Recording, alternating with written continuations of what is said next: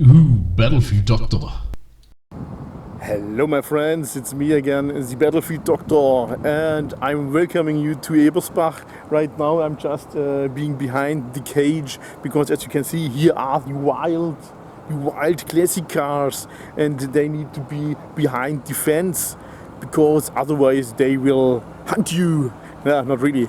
But guys, I'm here in Ebersbach at the, I'm not sure, is it the NINS or is it the 19th classic car meeting here in Ebersbach.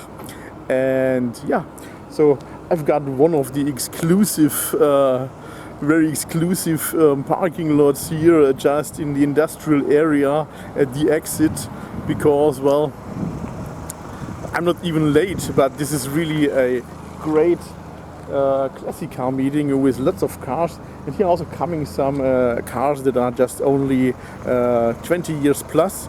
So like as this E-Class W, no, it's an S 211, and well, so cars of this age. So there's also coming in what W210, which is getting closer to 30 years. So when a car is 30 years here in Germany, we are calling them an old-timer, which means it's an historic car getting the age at the end of the license plate, while we are also using the term young-timer for the younger cars with at least 20 years plus.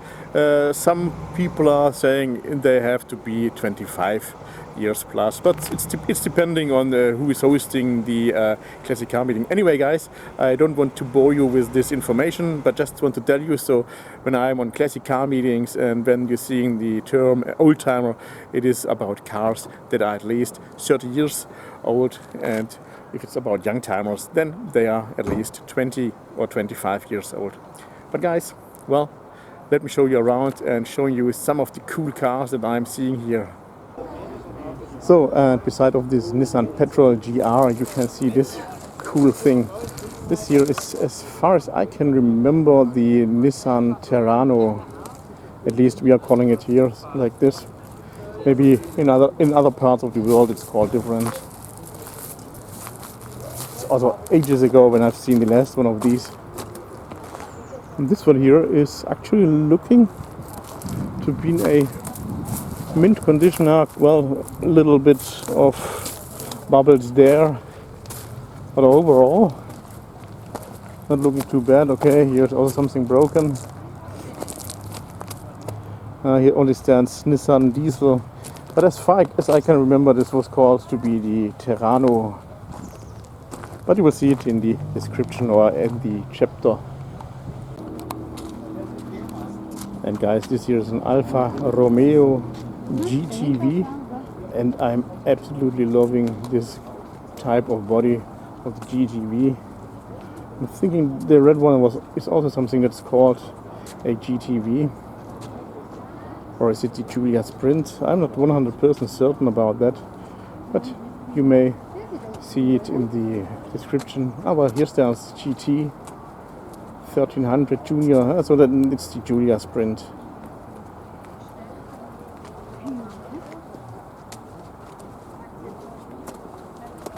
GT Junior.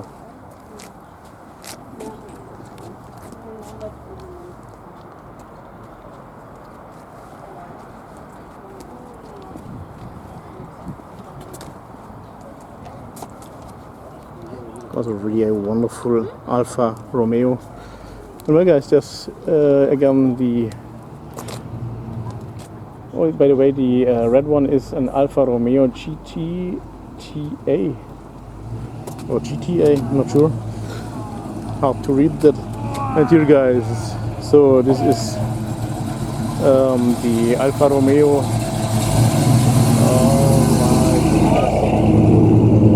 Nice V8.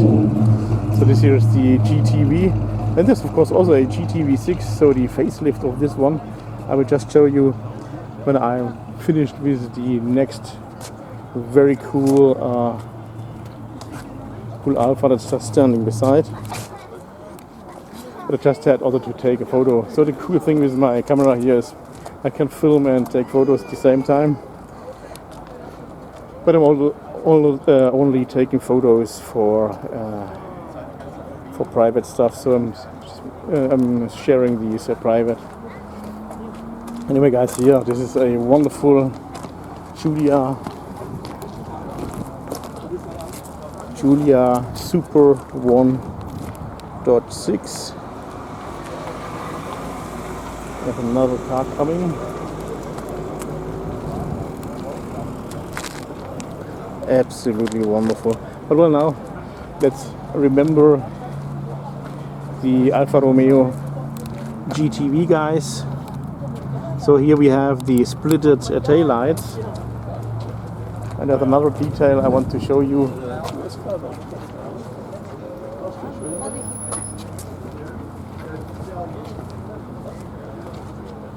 And just remember here the indicators just under that. And here guys, this is the GT V6. You can see the difference already here. We have the indicator lights integrated into the front bumper. The shape of the car is looking quite similar to the other version that I was just showing you before. And the tail lights, these are just one part, so no more splitted, as you can see now. There was also coming out a Hot Wheels model of this car, also very cool. And here guys, in a wonderful color, Ford Capri, it must be in a Mark III.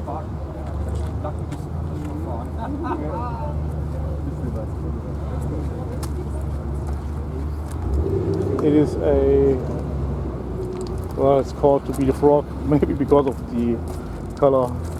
All the very cool rims with the round holes. Okay, some people have something different than this as decoration, but this is very flat. So Ford Capri, amazing. And guys, here this is a BMW. And if you was thinking this is an 02 series, because I was actually thinking it, then yeah, not really. You can see already from here, this thing has 4 doors, so this is not a 2-door version. And well, there's also one thing you can notice here. So the indicators are a little bit different in the shape, just more roundish. And yeah, here you can see this is a BMW 1800 Ti in a fancy Michelin look. Just take a look at this, guys. And the 1800 was the one that had these round headlamps. So there was the, was it the 2000? Yeah, I'm thinking 2000. 2000 had square rectangular headlamps, and also the more wider tail lights. So here we're having the smaller ones, the narrow ones. Amazing cool. And take a look about this, guys. This here is an NSU TT. Well, now I have to run a little bit because people are just standing around. And here, guys, this is an NSU 1200.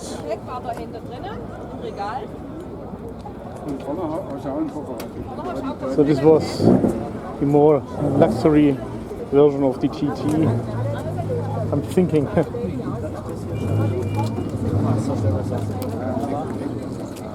Taillights are also a little bit different compared to the TT, as you can see. So here the taillights are just white in one piece, while here at the TT we are seeing we have just these 3 sporty taillights, very nice looking. And the same thing about both is that the engine is here on the backside. It's also an old Fiat construction. I mean, I'm not sure about the engine, but with the mounted engine there, because these cars are based on Fiat back then. The NSU did produce some Fiat cars in license, and later they just developed their own cars. based on the old Fiat platforms. Amazing. But you know what? Here's also something, and this, guys, here, this is not an NSU. Also, you may think it's one, but no, this one not. This one is, you can see, 3A3, but actually this means ZAZ is Cyrillic.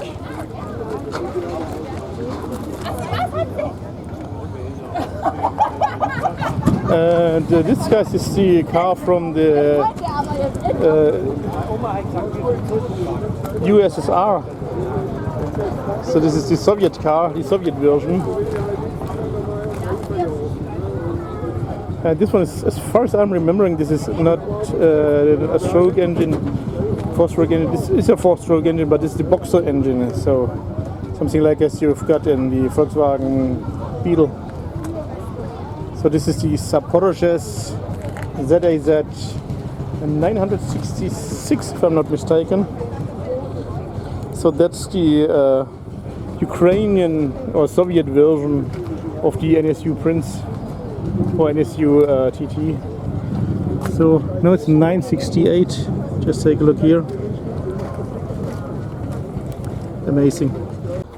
Now guys, I'm surprised because I was first thinking this is maybe something different, a Ford or an Opel, but no. This guys here is something from the Soviet Union, from Russia to be more precise. So this guys here, so you may not be able to read it, but I can. This is saying a Volga. So it's a GAZ Wolga. I'm thinking it's called the 24, if I'm not mistaken. And here's also the logo. So GAZ guys.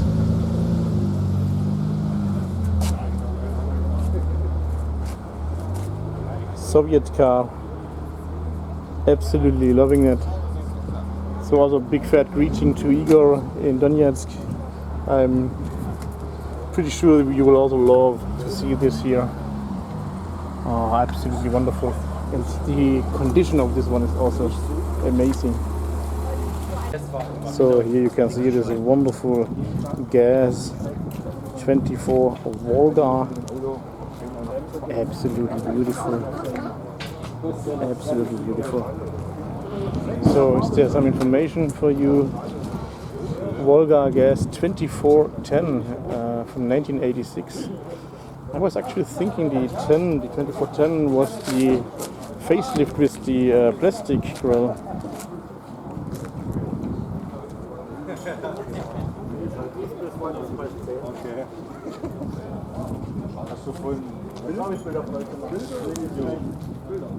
But anyway, really a beautiful car.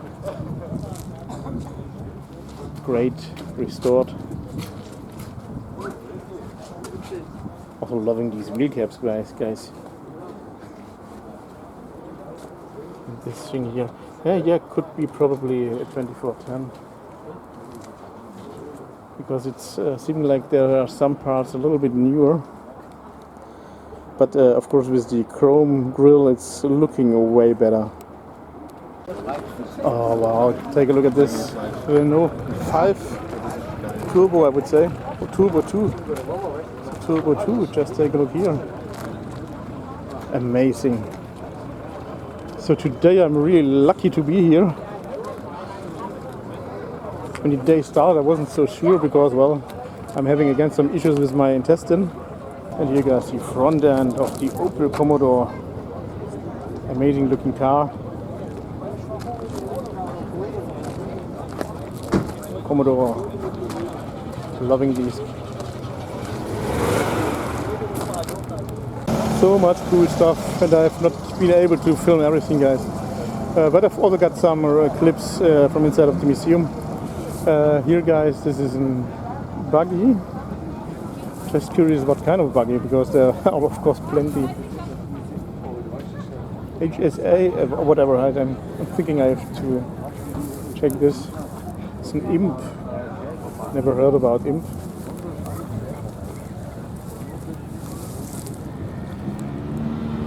But definitely looking very cool.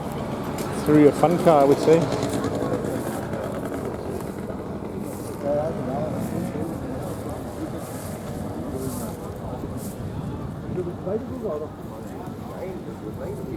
Just take a look here, amazing. So guys, and here is something interesting. This is the Type 181, the thing. Not sure what he is trying to do there. Maybe it's becoming a coupe or something like that, no idea. And this is also very amazing. An old utility vehicle from Mercedes-Benz, guys. Maybe it's in 170D.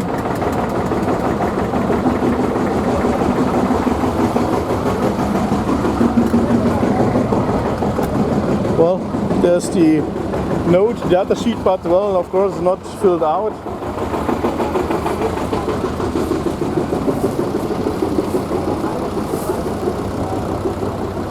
This is definitely also a highlight to me. And here's the thing. Well, a little bit cut down. The windows cut down a little bit, the roof as well. It's like a hot rod. So maybe this is turning to become a hot rod. Here, this is a Ford Taunus. This is the Mark 1 or TC1. So the Cortina from UK. The front is looking very similar, but not completely, because we have the bigger, the higher indicator lights. And in UK, this was looking a little bit different, but yeah, I mean, really, guys, it's so beautiful. And the rear end is looking different. The Cortina in the UK, the TC1, had a little bit more elegant rear end, while this one here, this one was also used for the coupe. This one is actually looking, in my opinion, more sporty. And I could not decide which one is better, because I like both of them. Guys, so, well, thank you for watching this preview. You will see the rest, of course, on my other channel, BFD Drives, which is coming in some months. And if you're wondering about the camera, it's a different camera. Maybe I'm also sounding different because, well, I filmed so much at this event that the battery went flat, and now I'm filming with my smartphone. Siggy, well, Siggy, as you can see, he's moving his head. So, well, I'm driving back to home now, or maybe I will do a little stop somewhere. We still have nice weather and everything. Maybe I'm finding a topic to film. We'll see. The event has been really amazing. Lots of cool cars, and I couldn't even film everything because, well, there has been lots of stuff, and until I was all around, then it was already suddenly it was already 4:30, and now we are at 5:15. So, well, time is running. The day was actually fine. The end was a little bit, yeah, pissing me off. To the last car that I actually wanted to film, it was a Cadillac DeVille from the 70s. And the guy, when I was just filming it, he was telling me, don't take photos, don't take photos, don't take photos. And this was kind of pissing me off. I don't know if it was actually the owner, because he was the guy from the flea market thingy, and he put all this stuff into his van. And well, if it has been the owner, I mean, I'm respecting that you don't want that the car is getting photographed. But anyways, I'm also thinking, why are you actually coming to a place where lots of people are walking around, and of course people are taking photos and filming the cars they like and they love. And so what's the actual problem? Do you fear that the car is getting stolen? Then yeah, put a towel on the license plate and it's alright, or just remove it. I'm also having a fake license plates, and so I don't know why people are sometimes like this. But yeah, so this pissed me off a little bit, but yeah, things like that can happen. But at the end, there was also a an Audi 80, and the guy was just seeing me filming it, and he was like, "Oh, you're filming?" And I was like, "Yes." And he's like, "Yeah, then let's do the sound check." And he was just revving up the engine. So these are just two different types of people. Some people are loving when their car is online, and I'm also knowing some of my subscribers, even the ones who are not commenting on my videos, I mean on the BFD Drives channel, they also told me, "Yeah, I'm always watching your videos," and I'm like, "Who are you?" "I've never commented on it." Well, seems like that can happen. Anyway, guys, thank you guys for listening to my stuff that I'm just saying here with this little rant at the end. But yeah, so things like that can disappoint you a little bit, and or even more just at the end of the day. But overall, it was an amazing day, and I'm now just leaving from here. And guys, thank you guys for watching, and see you in my next vlog. And don't forget to subscribe to BFD Drives if you're also loving to watch my car videos, because all the rest entirely about cars with myself behind of the camera is on BFD Drives. So guys, thank you very much. Bye bye. See you next time.